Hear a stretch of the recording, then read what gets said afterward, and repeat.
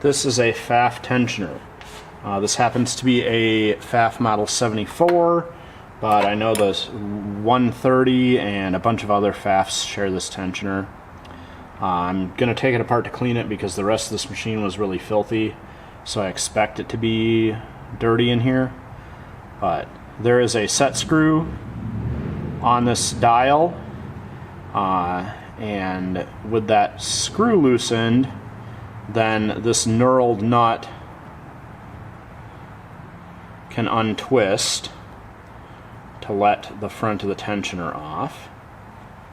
So once I get this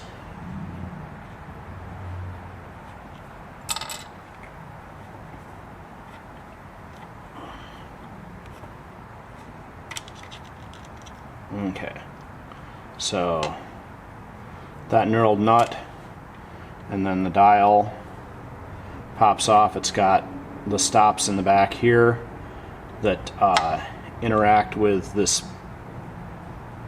long pin, and then there's a washer behind the main dial, and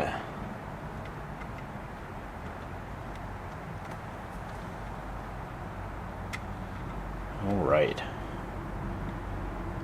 The take-up spring is connected here on this series of funky washers.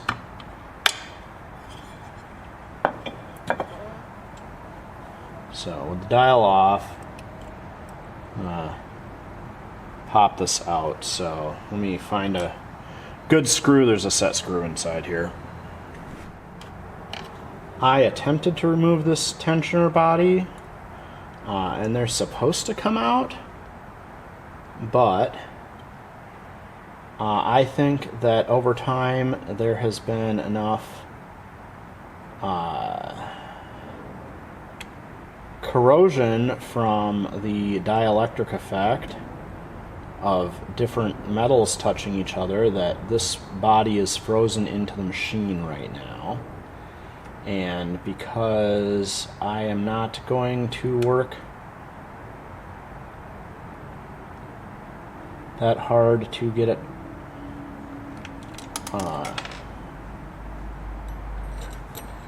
out, like I can't get it out, I'm gonna carefully disassemble this from the front. I didn't want to bend the spring around as much, but so the take-up spring fits into the small groove here, so I used a dentist pick to pick that off so that this set of washers comes off, and now this spring can get popped over the stem and slightly bent out of the way to get our whole stack of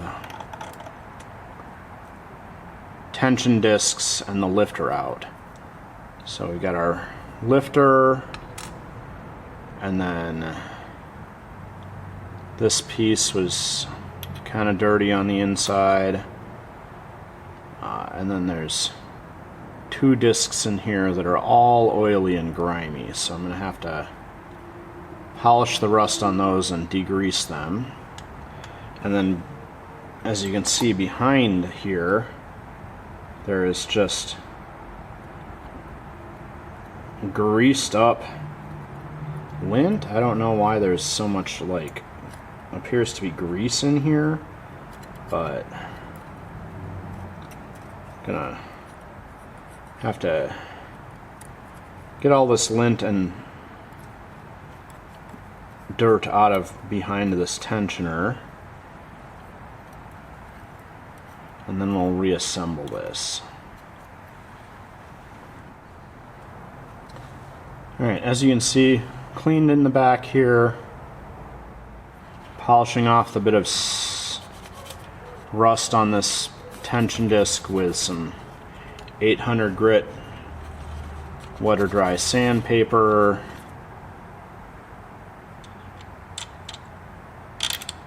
So the first disc goes in, and these all have a gap for that top alignment pin, and then there's this center disc and the outside tension disc. The inside and outside tension disc are the same.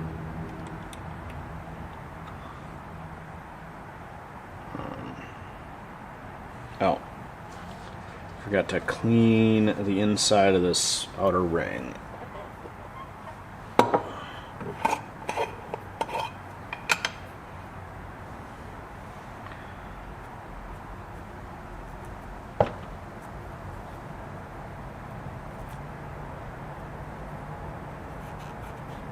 There.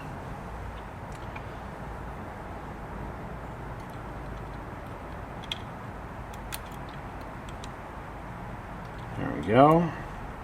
And we can put our spring back in place.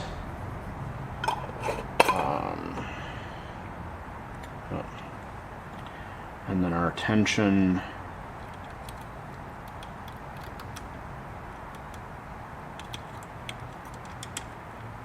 release.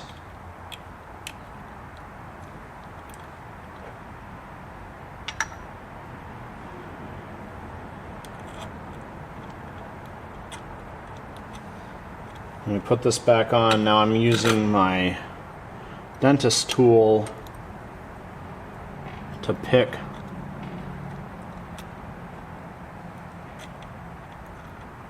the spring and put it in place around there. Put it in place on this set of tension washers here. I think that the I don't actually know where the spring for tension in this is. I think it's these flat washers here, but it could also be, you know,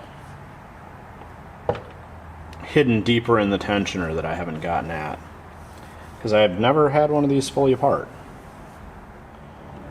Okay, took a brief moment to get a detailed photo of how this spring goes on the back side of this set of tension washers, I think. Now we set this cone washer in, place our dial on. That pin strikes the inside here, so we just want to set our dial on like at 1 and put our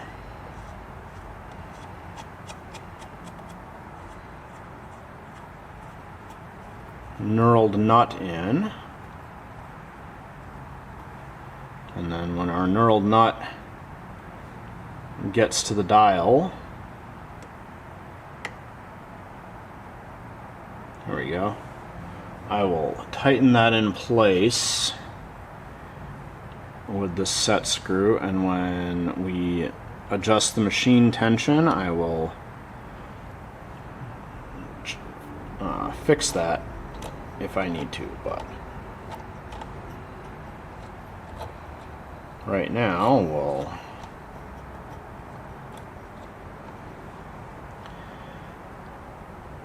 put that back together and I will finish working on this machine.